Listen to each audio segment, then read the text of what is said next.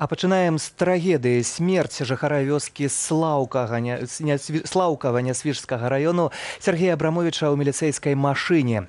Міліцыянты гавораць пра самагубства на шнурку ад чаравіка, але не паказваюць запісаў відэаназірання. Родныя ж і аднавяскоўцы ў суіцыд не вераць і задаюць шмат пытанняў. У пошуку адказаў на месца выехала наша журналістка Вольга Чайчыц.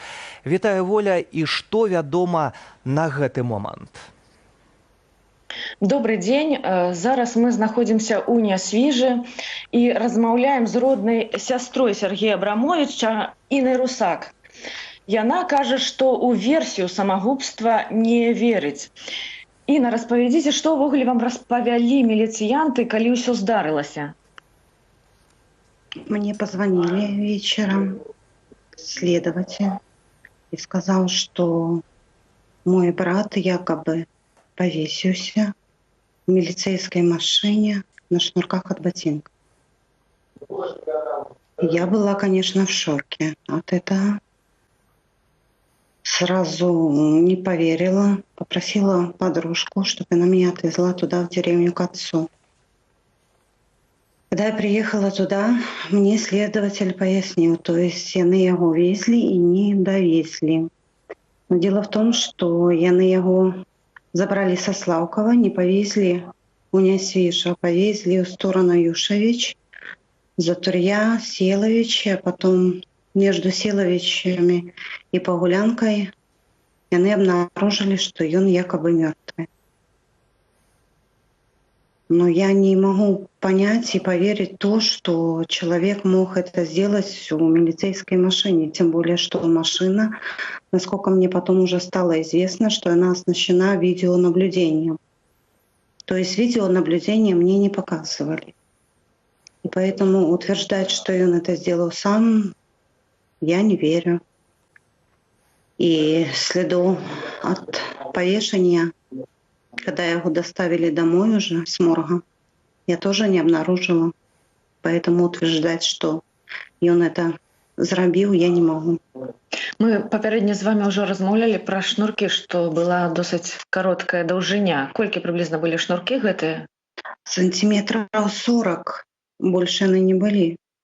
И машина оснащена так, что там нельзя ей просто взять и повеситься.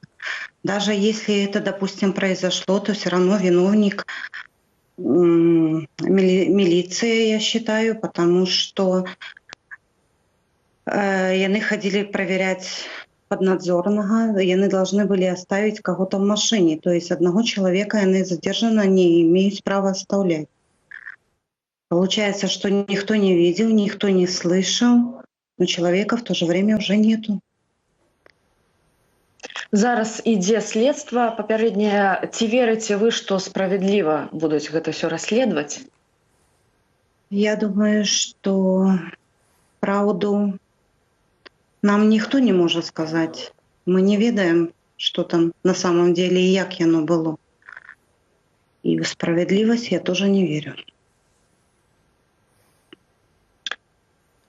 Насамрэч жудасная гэта трагедыя, якая адбылася.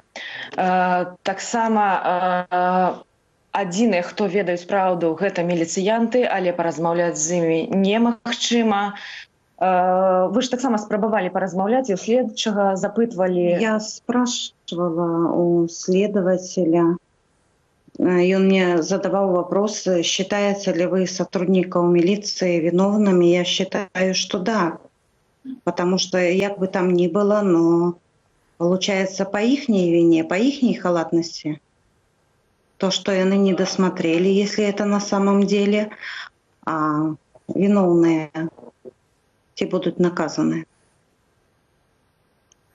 Ці будуць наказаныя вінаватыя? На гэтае пытанне адказаць сёння мы не можам. Следства ўсё яшчэ працягваецца. Чым яно завершыцца, мы будзем вам распавядаць. Ну і з вами была Вольга Чайчыц.